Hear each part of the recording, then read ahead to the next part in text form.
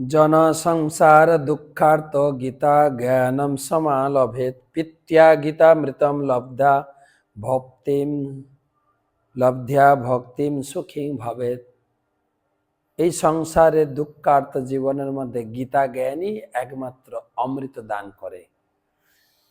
আজকের আলোচনা ঊনবিংশতি শ্লোক।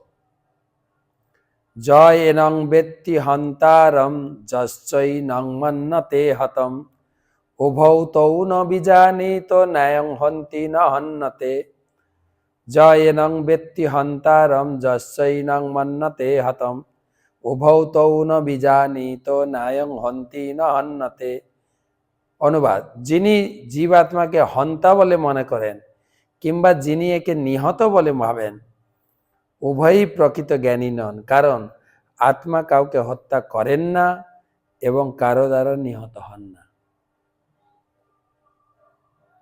ভগবান নিজের জায়গাটাও নিশ্চিতকরণ করছেন। দেখো, আমি তো বলছি তুমি হত্যা করলে তুমি হত্যাকারী হবে না, আর আমিও তোমাকে হত্যা করাচ্ছি না। কেন? আত্মা কোনো পরিস্থিতিতে আত্মাকে হত্যা করা যায় না। তুমি কি করে মনে করছো ভীষ্ম দ্রোণকে তুমি মারছো? না, তোমার শুধু কর্তব্য পালন করো। জীবাত্মাকে হন্তা বলে মনে করেন আর নিহত বলে মনে করেন, যে আমি মারছি আর আমি মরে যাচ্ছি।